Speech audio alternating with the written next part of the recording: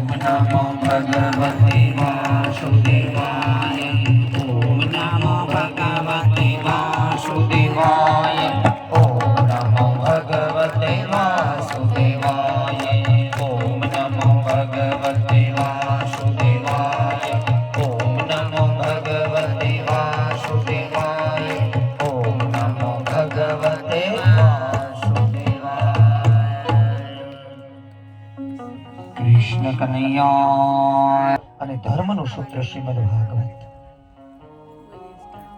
નામ અને સ્મરણ દ્વારા, ભક્તિ અને કૃપા દ્વારા, ધૈર્ય અને વિશ્વાસ દ્વારા, વચન અને વિવેક દ્વારા જેમાં ભક્તિ સાગરના અંદર આગળ વધાય એવું શ્રીમદ ભાગવત. સચ્ચિદાનંદ રૂપાય વિશ્વોત્પત્યાદિ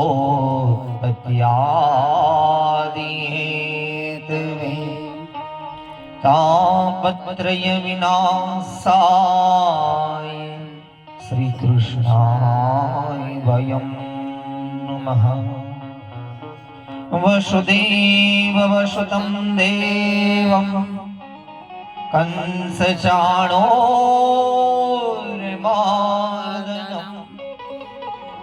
દેવકી પરમાનંદમ કૃષ્ણ વંદે જગદ્ગુરુ. કરો કૃપા શ્રી ગુરુદેવ, કરો કૃપા શ્રી ગુરુદેવ, કરો કૃપા શ્રી ગુરુદેવ. अलखनानाथ को कीजिए स्मरण, रामदेव हृदय सदा मेरे विराम.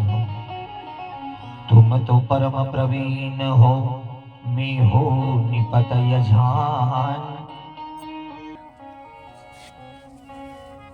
કે પરીક્ષિત રાજાનું નૈમિષારણ્યના અંદર આવું, સુખનામ ક્ષેત્રના અંદર બેસવું અને સુખદેવજીને વિનંતી કરવી કે મારું મૃત્યુ 7મા દિવસે છે. સુખદેવજી આજ્ઞા કરી, હે રાજન, જેનો જન્મ આ ભૂમિ ઉપર થયો એ તમામનું મૃત્યુ 7મા દિવસે છે. કેમ? એક દિવસ 7માંથી એકાદો વાર તો નક્કી છે ને છે. 7મો દિવસ આપણા બધાયનો 7મો દિવસ ક્યારે આવે એ ખબર નથી, પણ 6 દિવસની તૈયારી અને 7મા દિવસનું પુનરાવર્તન. ભવે બહુ ભક્તિ દીજીએ, મુક્તિ ન માગું ક્ષણ, એ હરિનાથ સદા હૃદય બિરાજો નો ધારાના ધાર. અહીંયા મુક્તિની માગણી નથી, અહીંયા ભક્તિની માગણી છે. ભવ ભવ ભક્તિ દીજીએ. અને ભક્તિની તાકાત કેવી! ભક્તિ શબ્દ ઓળખાઈ જાય તો આનંદ કેવો! સુખદેવજીનું કરેલું વર્ણન અને પરીક્ષિત રાજાનું કરેલું શ્રવણ કે હે રાજન, અડધી રાતના સમય ડોસીનું ચાલીને નીકળવું, હજારો વર્ષ પહેલાની વાત. આવા અંજવાડા નહોતા, આવી વ્યવસ્થા નહોતી. ડોશીના આડાઈ પ્રેતનું ઉતરવું.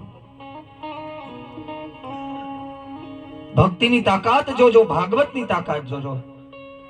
કોઈ લૌકિક દ્રષ્ટાંત નહીં આપું, જેટલા દ્રષ્ટાંત લઈશ આને અંદર લખાયેલા છે એ છે, કારણ કે આ ભંડાર છે.